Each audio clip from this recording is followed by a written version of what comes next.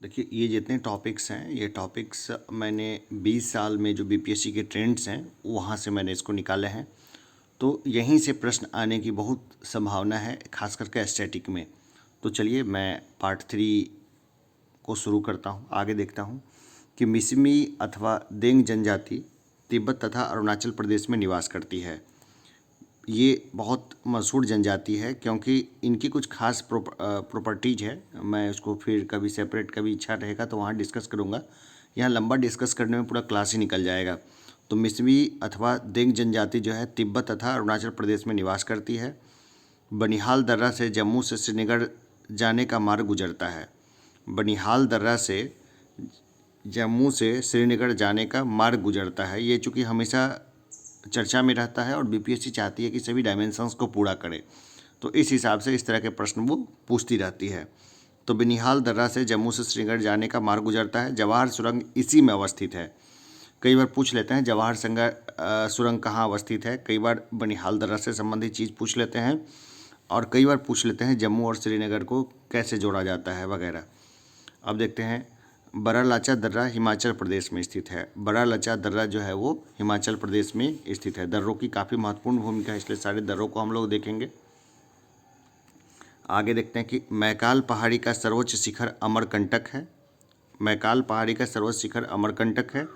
अमरकंटक के उत्तरी भाग से सोर नदी निकलती है। यह नदी 730 किलोमीटर की दूरी तय कर पटना के समीप दानापुर में गंगा नदी में मिल जाती है।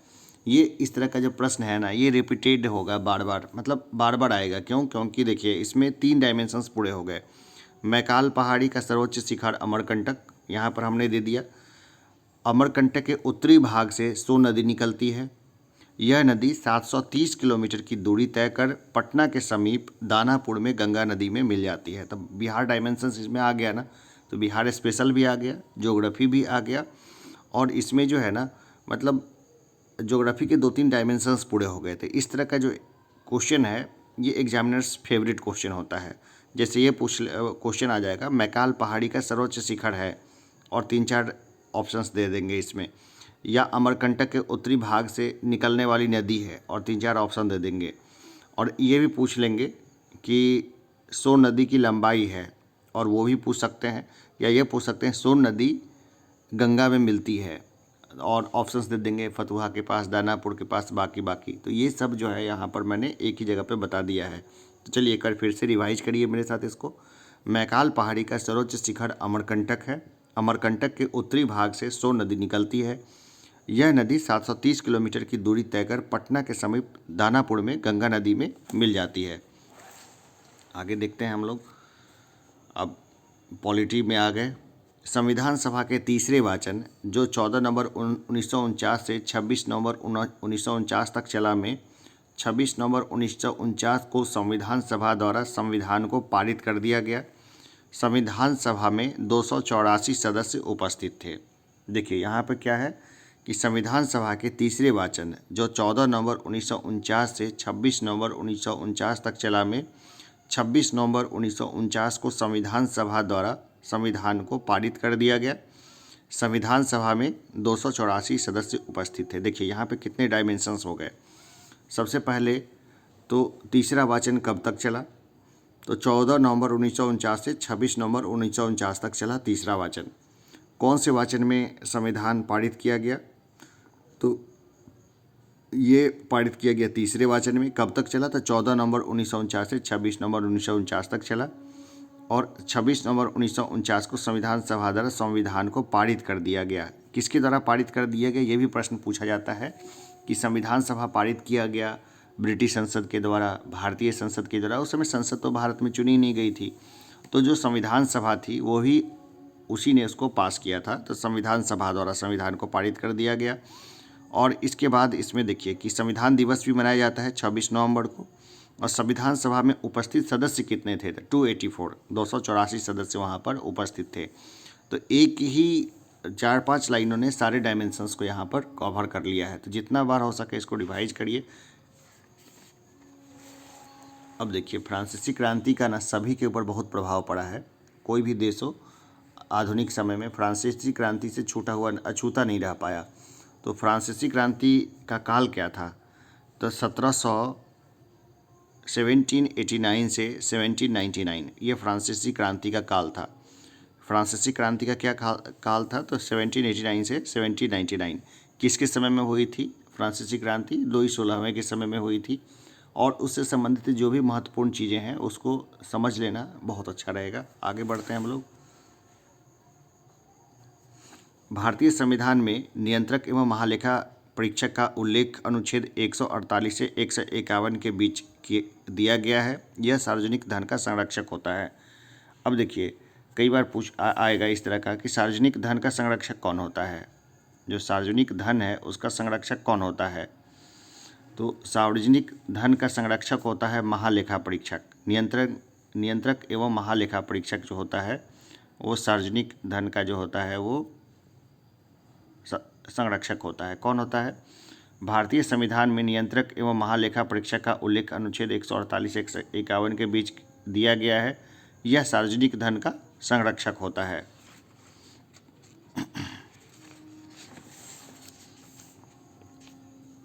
अब देखते हैं, यूएसए के संविधान से काफ़ी कुछ लिया गया है। मैंने पहले भी कई बार बताया है कि इंटरव्यू में भी ये कई बार प्रश्न पूछ लिए जाते हैं। खास करके ये जो जितने टॉपिक्स हैं ना, हमेशा बर्निंग टॉपिक्स ही होते हैं।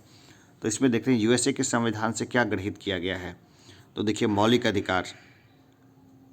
अधिकार यानी फंडामेंटल राइट्स, न्यायिक पुनरावलोकन यानी जुडिशियल रिव्यू, संविधान की सर्वोच्चता यानी सुपरमेसी ऑफ द कॉन्स्टिट्यूशन, न्यायपालिका की स्वतंत्रता यानी इंडिपेंडेंट जुडिशरी, और निर्वाचित राष्ट्रपति एवं महाभियोग मतलब जो महाभियोग जो चलाया जाता है, ये सब लिए गए हैं यूएसए के संविधान से। यूएसए के संविधान की जो एक सबसे बड़ी देन है वो है PIL, ठीक है ना। तो ये भी एक बहुत बड़ी देन है यूएसए के संविधान की। तो ये कई बार जो है ना, ये चीज़ें एग्ज़ाम में पूछ लेते हैं। वन लाइनर्स जो होता है जो फॉर्मेट, उसमें तो पूछते हैं। इंटरव्यू में भी कई बार ये प्रमुखता से पूछ लेते हैं। आगे बढ़ते हैं। भाग 20 अनुच्छेद 368 है। ये संविधान संशोधन से संबंधित है। संविधान में कितने तरह के संशोधन हो सकते हैं उसको भी देख लेते हैं। जैसे साधारण विधि द्वारा, विशेष बहुमत द्वारा और संसद के विशेष बहुमत एवं राज्य विधानमंडल की स्वीकृति से। तो 3 तरह से संशोधन होता है। जैसे एग्जाम्पल देखते हैं। साधारण विधि द्वारा जो संशोधन होता है उसमें नए राज्यों का निर्माण, राज्य क्षेत्र, सीमा और नाम परिवर्तन, नागरिक संबंधी प्रावधान आदि इसमें आते हैं। विशेष बहुमत द्वारा संशोधन जो होता है उसमें बहुत सारी चीज़ें हैं। तो विशेष बहुमत द्वारा संशोधन होता है तथा संसद के विशेष बहुमत एवं राज्य विधानमंडल की स्वीकृति से जो संशोधन होता है उसके जरिए भी काफ़ी चीज़ें होती है। तो साधारण बहुमत, विशेष बहुमत और संसद के विशेष बहुमत एवं राज्य विधानमंडल की स्वीकृति से संशोधन, ये 3 तरीके से संविधान में संशोधन होता है। देखिए, ये भी बहुत महत्वपूर्ण है। राष्ट्रपति, अनुच्छेद 52, संवैधानिक प्रधान और प्रथम नागरिक कौन होगा? राष्ट्रपति होगा। अनुच्छेद 52 क्या बोलता है कि संवैधानिक प्रधान एवं प्रथम नागरिक कौन होगा? तो राष्ट्रपति होगा। अनुच्छेद 53 क्या कहता है? कार्यपालिका की शक्ति राष्ट्रपति में निहित होगा, ठीक है ना। 2 चीज़ है, अनुच्छेद 52 और 53 किससे संबंधित है? राष्ट्रपति से। अनुच्छेद 52 क्या कहता है? संवैधानिक प्रधान प्रथम नागरिक राष्ट्रपति होगा। अनुच्छेद 53 कहता है कार्यपालिका शक्ति राष्ट्रपति में निहित होगी। आगे देखते हैं, आरबीआई का वित्त वर्ष क्या है? आरबीआई का वित्त वर्ष या कृषि का वित्त वर्ष, ये सब देख लीजिए। तो ये है 1 जुलाई से लेकर 30 जून, ठीक है ना। 1 जुलाई से 30 जून तक ये शुरू होता है। 30 जून को लास्ट हो जाता है आरबीआई का वित्त वर्ष और 1 जुलाई से ये शुरू हो जाता है नया वर्ष। आगे देख लेते हैं। फ़राजी आंदोलन का मुख्य उद्देश्य इस्लाम धर्म में सुधार करना था। इसे फ़राइदी आंदोलन के नाम से भी जाना जाता है। पूर्वी बंगाल में हाजी शरीयतुल्लाह ने शुरुआत की थी। इनकी मृत्यु के उपरांत दादू मियाँ ने 1840 में इस आंदोलन का नेतृत्व किया था। एक बार फिर से बोलिए। फ़राजी आंदोलन का मुख्य उद्देश्य इस्लाम धर्म में सुधार करना था। इसे फ़राइदी आंदोलन के नाम से भी जाना जाता है। पूर्वी बंगाल में हाजी शरीयतुल्लाह ने शुरुआत की। इनकी मृत्यु के उपरांत दादू मियाँ ने 1840 में इस आंदोलन का नेतृत्व किया। अब आ जाते हैं थोड़ा गांधी जी पे आ जाते हैं। गांधी जी कभी नहीं छोड़ेंगे, है ना। गांधी जी 1893 में प्रैक्टिस शुरू किए थे राजकोट में। दादा अब्दुल्ला के बुलावे पे दक्षिण अफ्रीका गए थे उनकी पैरवी करने के लिए, ठीक है ना। तो गांधी जी 1893 में प्रैक्टिस शुरू की थी कहाँ, तो राजकोट में। कई बार ऐसे प्रश्न भी आ सकते हैं कि गांधी जी ने प्रथम प्रैक्टिस शुरू की थी, और ऑप्शन में दे देंगे, ऑप्शन में जो है कई सारे ऑप्शंस दे देंगे, तो भाई यहाँ देख लीजिएगा। आगे देखते हैं हम लोग। देखिए टीबी मैकेले या लॉर्ड टॉमस बैमिंगटन मैकाले, इसको बहुत इंटेलिजेंट आदमी समझा जाता था। तो इसने क्या किया, तो इंडियन पिनल कोड इसने बनवाया और अंग्रेजीकरण किया शिक्षा का। क्या किया, अंग्रेजीकरण किया। पहले शिक्षा का अंग्रेजीकरण नहीं हुआ था, लेकिन उस समय अंग्रेज़ों को बहुत समस्या आती थी। जो इंग्लैंड से अपने लिए काम करने वाले लेकर के आते थे तो उनको काफ़ी कॉस्टली पड़ता था। उनको चाहिए था ऐसा सिस्टम जिसमें कि भारत में अंग्रेजी जानने समझने वाले लोग हों, ताकि उनका काम आसान हो जाए। तो ये काम आसान कर दिया किसने, लॉर्ड मैकाले ने। अंग्रेजीकरण कर दिया शिक्षा का। चलिए यहाँ देखते हैं। 23 अप्रैल 1777 को जन्म हुआ था कुंवर सिंह का। कहाँ हुआ था, तो जगदीशपुर। जगदीशपुर किस जिले में पड़ता है, तो भोजपुर में। 23 अप्रैल 1777 को जन्म हुआ था कुंवर सिंह का। कहाँ पे हुआ था, जगदीशपुर में। जगदीशपुर किस जिले में पड़ता था, भोजपुर में। पिता का नाम क्या था, तो बाबू साहबजादा सिंह। ये क्या थे, भोजवंशी थे, है ना। भोजवंशी राजपूत थे ये। तो 23 अप्रैल 1777 को जन्म हुआ था कुंवर सिंह का। कहाँ हुआ था, जगदीशपुर में। जिला कौन सा था, भोजपुर। पिता क्या थे, तो बाबू साहबजादा सिंह। क्या थे, तो भोजवंशी थे। कई बार पूछ लेता है बिरसा मुंडा का जन्म कब हुआ था, ठीक है ना। तो बिरसा मुंडा का जन्म हुआ था 15 नवंबर 1875 को। बिरसा मुंडा की डेथ कब हुई, ये सब जैसे प्रश्न भी पूछे जाते हैं, तो ये भी हम लोग आगे देख लेंगे, सब कवर कर लेंगे।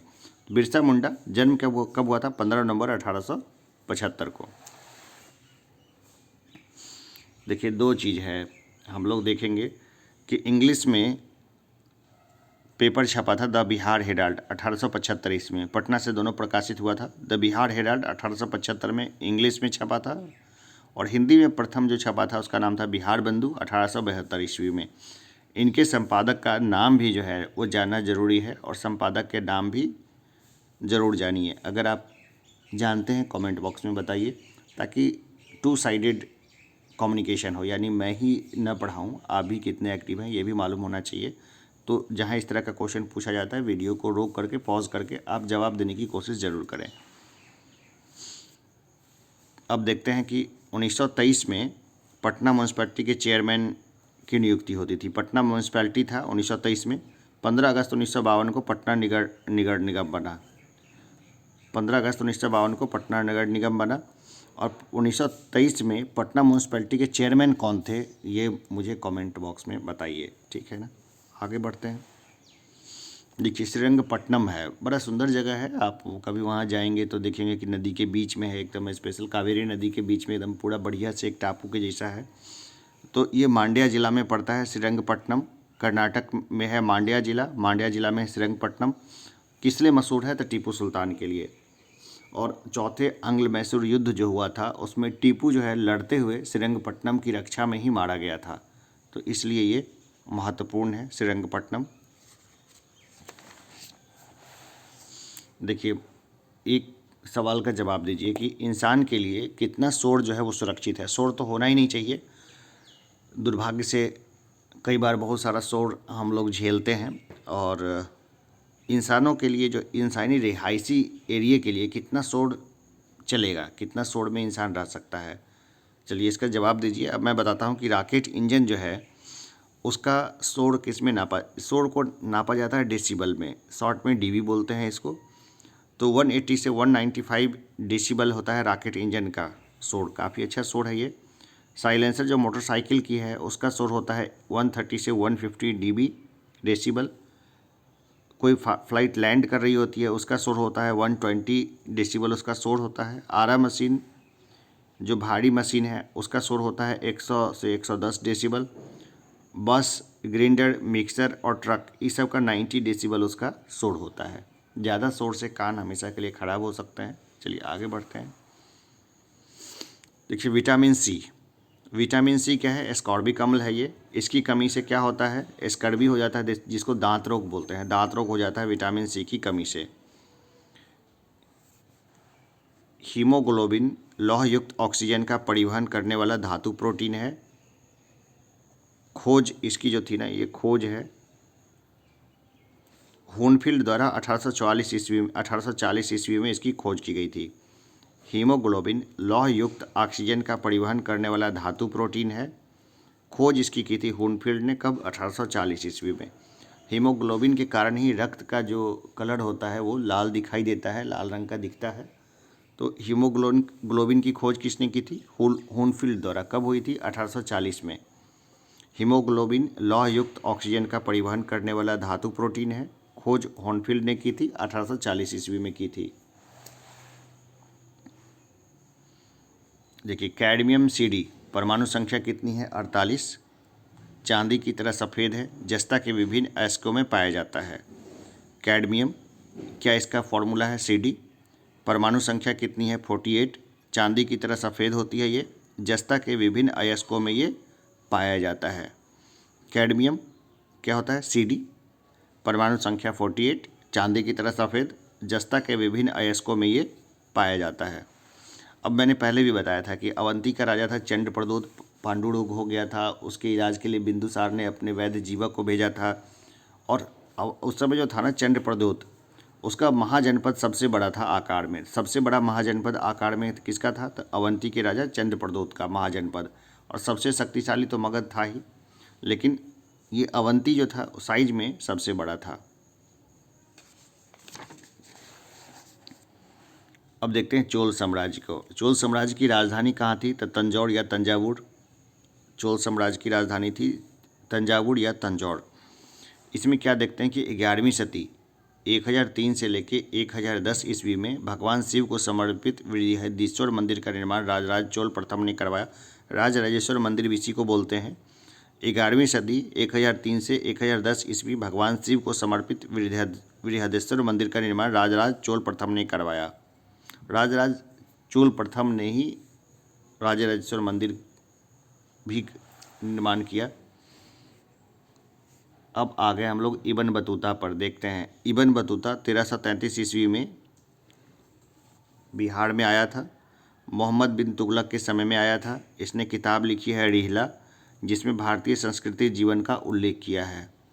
इब्न बतूता ने किताब लिखी है रिहला, मोहम्मद बिन तुगलक के समय में आया था, काजी वाजी भी बना था और भारतीय संस्कृति जीवन का उल्लेख किया है। अब देखिए 1829 में लॉर्ड विलियम बेंटिक ने धारा 17 के तहत सती प्रथा का निषेध किया। ये सब तो लोग जानते होंगे, ये पिछले 1 2 3 1 या 2 में मैंने बताया भी होगा पार्ट में। तो इसने धारा 17 के तहत जो है सती प्रथा का निषेध किया था। किसने? लॉर्ड विलियम बेंटिक ने। हिंदू महासभा की स्थापना हुई थी 1910 में। राष्ट्रवादी संगठन था, पंडित मदन मोहन मालवीय ने इसको स्थापित किया था। हिंदू महासभा क्या था? स्थापना हुआ था 1910 में। क्या था? राष्ट्रवादी संगठन था, पंडित मदन मोहन मालवीय ने इसको स्थापित किया था।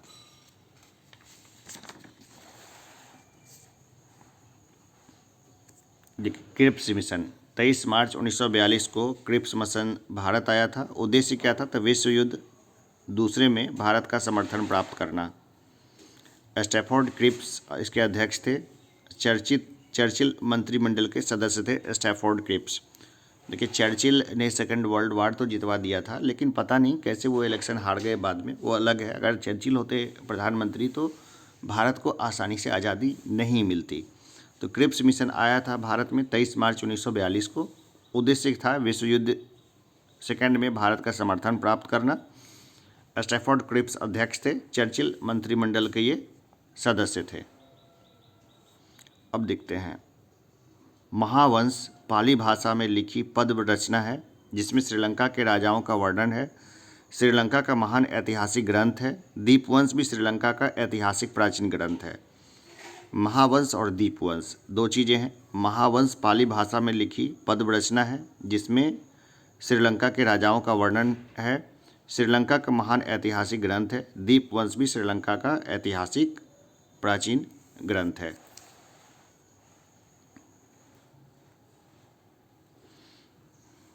26 जून 1539 चौसा में ये युद्ध हुआ था शेरशाह सूरी और हुमायूं के बीच में, जिसमें हुमायूं पराजित हुआ था। ठीक है ना। देवराज, चौसा, कन्नौज और सरहिंद मैंने बताया था कि युद्ध हुआ था, युद्ध किया था हुमायूं ने। शाह आलम द्वितीय उर्फ अली गौहर 1759 ईस्वी में बैठा गद्दी पर। शाह आलम द्वितीय उर्फ अली गौहर 1759 ईस्वी में गद्दी पर बैठा था। ये भी कई बार पूछ लेते हैं क्योंकि ये जो परवर्ती मुग़ल है ना, उनसे बिहार का इतिहास उनसे जुड़ जाता है, परवर्ती मुग़ल से, क्योंकि जैसे जैसे वो कमज़ोर हुए वैसे ही बिहार बंगाल का क्षेत्र जो था वो इंडिपेंडेंट होने लगा और उनका इन्फ्लुएंस कम होने लगा।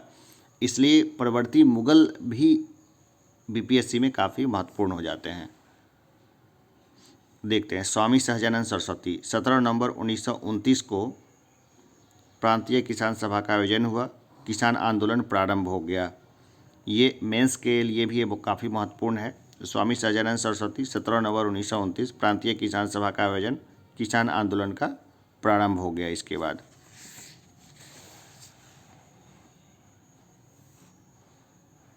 अब देखते हैं, अली वर्दी खां का मूल नाम मिर्ज़ा मोहम्मद खां था। अली वर्दी खां का मूल नाम मिर्ज़ा मोहम्मद खां था। इसको बंगाल का नवाब शुजाउद्दीन ने मिट्टी से उठाकर एकदम फर्श से अर्श तक पहुंचा दिया। नवाब शुजाउद्दौला की मृत्यु के पश्चात अली वर्दी खां 1733 ईस्वी में बिहार का डिप्टी गवर्नर बना। 1740 ईस्वी में गिरिया का युद्ध के बाद बंगाल का नवाब बन गया। तो एक मामूली आदमी के नवाब बनने की कहानी है अली वर्दी खां की। एक मामूली आदमी था लेकिन उसको अच्छा तालीम मिला, अच्छी संगत मिली, जिससे वो बाद में नवाब बन गया। एक और जो टॉपिक है प्रश्न, वो कई बार पूछा जाता है कि समुद्र तल से सबसे नियरेस्ट कौन सा है। समुद्र तल से सबसे निकट कौन सा है, तो यह है उत्तरी ध्रुव। समुद्र तल से सबसे निकट का क्षेत्र, ये समुद्र की जो मैक्सिमम गहराई होगी, वहाँ से सबसे नज़दीक का अगर लाइन खींचें हम लोग तो सबसे नज़दीक होगा उत्तरी ध्रुव। ध्रुवों पे पृथ्वी चिपटी है, हम लोग जानते हैं, और उत्तरी ध्रुव खींचें तो उत्तरी ध्रुव वहाँ पे मिल जाएगा। अब देखिए, बहुत सिंपल है, मैंने अजीब सा डायग्राम बना रखा है लेकिन ये सीखने के ख्याल से बनाया है मैंने। तो कि गांधार शैली में महात्मा बुद्ध की प्रतिमाएं बनती थी, मूर्तियाँ। गांधार शैली फली फूली किसके काल में, तो कुषाण काल में। गांधार शैली फली फूली कुषाण काल में।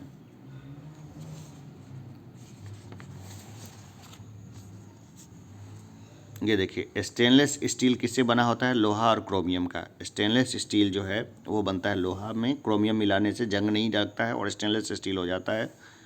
जब कोई प्रतिक्रिया नहीं होती है, जब भाप गुजरती है ऊपर से, तो देखिए एल्यूमिनियम के ऊपर से अगर कोई भाप गुजरती है ना तो कोई प्रतिक्रिया नहीं होती है। अब ये कई लोग मना करते हैं कि आप प्रेशर कुकर में खाना मत बनाइए क्योंकि एल्यूमिनियम से नुकसान होता है। तो ये समझ से मेरे थोड़ा सा पड़े है कि जब भाप से कोई नुकसान ही नहीं हो रहा है तो फिर क्या दिक्कत है। खैर जाने दीजिए, ये तो रिसर्च इसके ऊपर में गवर्नमेंट को करना चाहिए और आम लोगों को बताना चाहिए, क्योंकि मैक्सिमम प्रेशर कुकर एल्यूमिनियम के ही बने होते हैं। अगर एल्यूमिनियम से कोई स्वास्थ्य की हानि है तो एल्यूमिनियम कुकर को तुरंत बैक कर लेना चाहिए, कम से कम गवर्नमेंट को ये तो करना चाहिए। चलिए आगे बढ़ते हैं।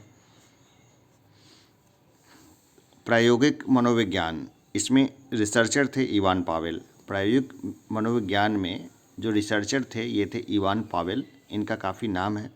तो ये भी कई बार प्रश्न पूछा गया है, प्रश्न पूछे जाने की संभावना होती है। प्रायोगिक मनोविज्ञान में रिसर्चर थे इवान पावेल। देखिए, सूरज के चारों ओर पृथ्वी चक्कर लगाती है, सबसे पहले ये बात बोली थी कोपरनिकस ने। निकोलस कोपरनिकस ने सबसे पहले ये बात बताई थी कि सूर्य के चारों तरफ पृथ्वी जो है वो चक्कर लगाती है। देखते हैं, डूरंड कप। डूरंड कप किससे संबंधित है, तो फुटबॉल से। डूरंड कप फुटबॉल से संबंधित है। ये सीधा प्रश्न कई बार आ चुका है, आता रहता है। प्रथम संविधान संशोधन हुआ था 1951 में, ज़मीन के मुद्दे पर बिहार को लेकर हुआ था प्रथम संविधान संशोधन। ज़मींदार अपनी ज़मीनों को बिल्कुल छोड़ने को रेडी नहीं थे और बहुत सारे इश्यूज चल रहे थे, तो इसलिए प्रथम संविधान संशोधन किया गया था। 9वीं अनुसूची बना के ऐसे मामलों को 9वीं अनुसूची में डाल दिया गया था। सिक्किम भारत का एक राज्य बना 35वें संशोधन के अंतर्गत। जो 35वां संशोधन था उसके अंतर्गत जो है सिक्किम भारत का एक राज्य बना। 1928 में साइमन कमीशन भारत आया पहली बार। 1928 में साइमन कमीशन भारत आया था पहली बार। ये देखते हैं आंध्र प्रदेश। आंध्र प्रदेश में जो है ना वो एक नृत्य होती है बुर्रा। कुचिपुड़ी भी आंध्र प्रदेश का ही है, लेकिन बुर्रा भी आंध्र प्रदेश का है, तो इसको भी ध्यान रखिए। आंध्र प्रदेश में बुर्रा, हिमाचल प्रदेश में नटी, ये दोनों नृत्य है। ये घुमा फिरा के एग्जाम में आते रहते हैं, इसलिए मैंने इसको गेस क्वेश्चंस के अंतर में रखा है। तो आंध्र प्रदेश में है बुर्रा और हिमाचल प्रदेश में है नटी। 1877 में देखिए, 1857 के विद्रोह के बाद क्या हुआ वो अलग केस है कि भाई क्राउन को अपने अंदर में ले लिया 1858 में महारानी विक्टोरिया ने। लेकिन 1877 में महारानी विक्टोरिया जो है ना वो भारत की भी महारानी नियुक्त हुई। कब? 1877 में। तो कई बार एग्जामिनेशंस में ऐसे फंसाऊ क्वेश्चंस भी देती रहती है बीपीएससी। तो 1877 में महारानी नियुक्त हुई विक्टोरिया, भारत की महारानी नियुक्त हुई विक्टोरिया। अब देखिए space research science, Vikram Sarabhai उससे जुड़े हुए हैं काफ़ी नज़दीक तरीके से, और ये काफ़ी हैं। तो जो स्पेस रिसर्च साइंस है उससे क्लोजली जुड़े हुए हैं विक्रम साराभाई। अब कलिंग पुरस्कार की बात करें। कलिंग पुरस्कार कौन देता है? यूनेस्को का है कलिंग पुरस्कार, भारत में नहीं है, भारत में किसी का। तो विज्ञान को लोकप्रिय बनाने के लिए कलिंग पुरस्कार दिया जाता है, और ये दिया जाता है यूनेस्को के द्वारा। ये है, इसमें भारत का कोई रोल इसमें नहीं है। अब बात करते हैं हम लोग ओजोन की। ओजोन परत जो है वो पृथ्वी की रक्षा करती है। तो 25 से लेकर 40 किलोमीटर की ऊंचाई पर ओजोन परत पाई जाती है। O3 बोलते हैं ओजोन को। मछली जैसी गंध आती है ओजोन से। तो ओजोन की जो परत है ना वो पाई जाती है पृथ्वी से 25 से 40 किलोमीटर ऊपर में। डॉब्सन में इसकी माप की जाती है, डॉब्सन इकाई है इसकी माप के लिए। तो ये बेसिक चीज़ें हैं, जैसे कि मैं जो लिखा हुआ उसी को नहीं, जो बोल रहा हूँ उसको भी देखिए। डॉब्सन इकाई में इसको मापा जाता है, और पृथ्वी से 25 से 40 किलोमीटर ऊंचाई पर है ऑक्सीजन। O3 मतलब O3 इसका फॉर्मूला है ओजोन परत का। अब देखिए विगलन प्रक्रिया। विगलन प्रक्रिया किस में अपनाई जाती है? तो शीघ्रोत्पादी रिएक्टर में। बिजली पैदा करने वाला एक नाभिकीय रिएक्टर है ये विगलन प्रक्रिया। इसमें शीघ्रोत्पादी रिएक्टर में अपनाई जाती है। शीघ्रोत्पादी रिएक्टर क्या है? तो बिजली पैदा करने वाला एक नाभिकीय रिएक्टर है। अब यहाँ से भी कई बार प्रश्न आते हैं। बिहार का मैंने नक्शा खींचने की कोशिश की है, ठीक है ना। इसको बिहार, जैसे मैं यहाँ खड़ा हूँ, ठीक है ना, मैं यहाँ खड़ा हूँ, तो ये मुझे नॉर्थ, ये मुझे साउथ दिखेगा, ये ईस्ट, ये मुझे वेस्ट दिखेगा। लेकिन भारत जिस ग्लोब में है वो पूरा का पूरा जो है ईस्टर्न साइड में है। तो इसलिए जो हमारा जो अक्षांश और देशांतर का जो हमारा जो मीनिंग होता है वो होता है 24 डिग्री 20 मिनट 10 सेकेंड उत्तर से लेकर के 27 डिग्री 31 मिनट 15 सेकेंड उत्तर की तरफ है, और 83 डिग्री 19 मिनट 50 सेकेंड पूर्व से लेकर के 88 डिग्री 17 मिनट 40 सेकेंड पूर्व की ओर हैं। हम लोग उत्तर और पूर्व में स्थित हैं, इसलिए दोनों जो हमारा जो होगा वो उत्तर और पूर्व में ही हमारा होगा, इसमें और कोई चीज़ नहीं आएगी। देखिए 31 दिसंबर 1929 को रात्रि में 31 दिसंबर 1929 को रात में एक मीटिंग हुई थी रावी नदी के किनारे। जवाहरलाल नेहरू ने उसकी अध्यक्षता की थी। तो 1929 में लाहौर में रावी नदी के किनारे अध्यक्ष थे जवाहरलाल नेहरू, और रात्रि में 12 बजे उन्होंने बोला था कि भाई संपूर्ण स्वतंत्रता का उन्होंने वो रेजोल्यूशन पास किया, और उन्होंने बोला कि 26 जनवरी 1930 को स्वतंत्रता दिवस हम लोग मनाएंगे हमेशा ही।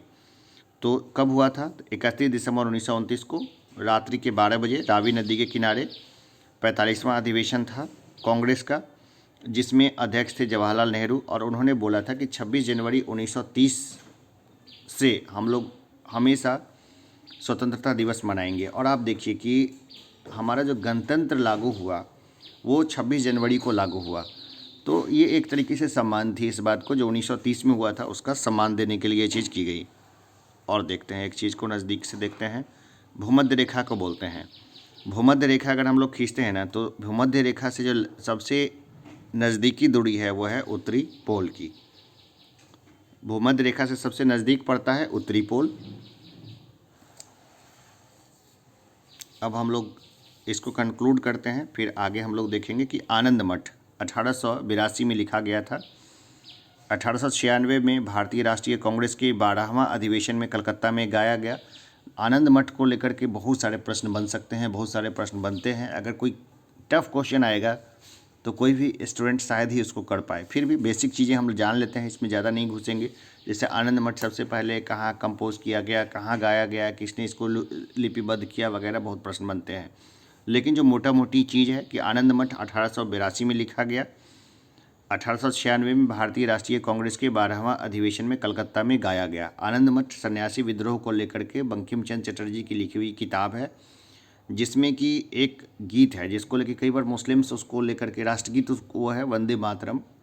तो उसको कई बार मुस्लिम जो है ना उसको नहीं गाते हैं, क्योंकि उसमें एक तरीके से देवी दुर्गा की स्तुति जैसा भान होता है। खैर वो अलग केस है, इसके ऊपर में हम लोग फिर कभी सेपरेट बात करेंगे। दादा साहब फाल्के पुरस्कार 1970 से दिया जाता है। सूचना एवं प्रसारण मंत्रालय भारत सरकार के द्वारा ये दिया जाता है। इस बार किसको दिया गया? रजनीकांत जी को दिया गया। चलिए फिर छोटे से ब्रेक के बाद नेक्स्ट क्लास में मिलते हैं, तब तक पढ़ते रहिए रेगुलर में। धन्यवाद।